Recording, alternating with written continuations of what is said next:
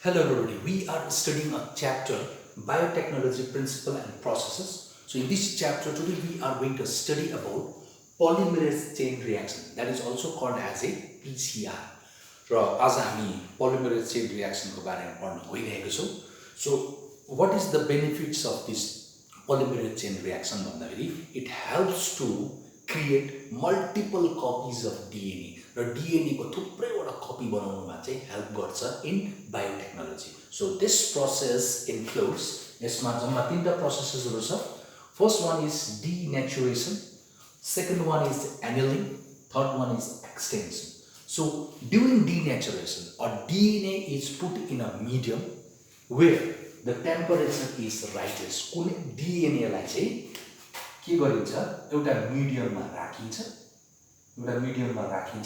र temperature rises गरिन्छ. Temperature will rises up to 98 degree centigrade, and when temperature rises up to 98 degree centigrade, at that time what happens, two strands of DNA get separated. यो two strands of DNA चाहिँ के हुन्छ, यसरी separate हुन्छ. कुरा बुझ्नु होला नि. So 3 towards the 5 direction, 5 towards the 3 direction that we have learned. Yes sir. So that means at 98 degree temperature two strands of DNA के हुँदो रहेछ, dissociate हुन्छ during denaturation. Is that clear? So okay, after separation of two strands of DNA, about annealing process ma, in this process temperature will slowly decreases. Ab temperature la feri घटाइन्छ. So when temperature decreases during this process, अब यो process ma जब temperature घट्छ, at that time what happen, primer get attached at 3 inch. 3 inch ma कुरा बुझ्नु होला नि, primer get attached, and we know that the primer, it is the initiation of replication. Molecular basis of inheritance हामीले पढिसकेको छु. के रे DNA बनिनु भन्दा अगाडि चाहिँ प्राइमर बनिन्छ भन्ने हामीलाई थाहा छ. यस. सो ड्युरिङ एनिलिङ टेम्परेचर घट्दा प्राइमर आएर एट्याच हुन्छ at which in 3 inch. Is that clear? Okay. अब now in extension process what happen? Extension process मा चाहिँ के हुन्छ भन्दाखेरि look at the board. This is your 3 inch, this is your 3, this is 5. यहाँनिर हाम्रो के बाइन्ड भएको छ, प्राइमर बाइन्ड भएको छ. यस. अब एक्सटेन्सन प्रोसेसमा घट्दा फेरि प्राइमर आएर बाइन्ड भयो. यस. अब बिस्तारै जब टेम्परेचर फेरि राइजेस अप हुन्छ, त्यति बेला ट्याग पोलिमरेज भन्ने एन्जाइम चाहिँ यो प्राइमरमा आएर बाइन्ड हुन्छ.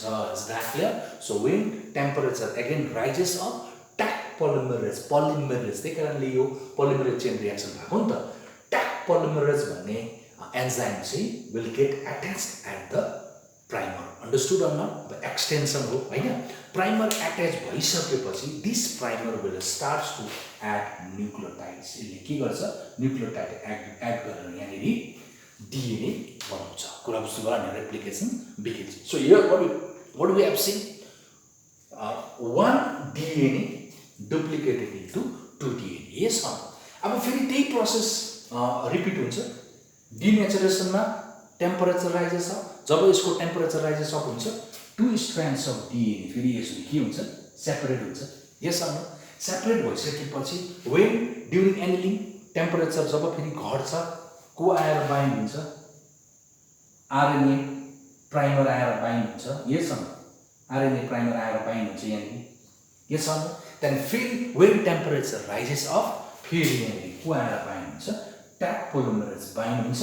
then it will start to add the nucleotides, and in this way they will form the other DNA. भनेपछि what happens during polymerase chain reaction, denaturation को टाइममा टेम्परेचर राइजेस हुँदा to स्ट्रान्ड्स of DNA separate हुँदो रहेछ.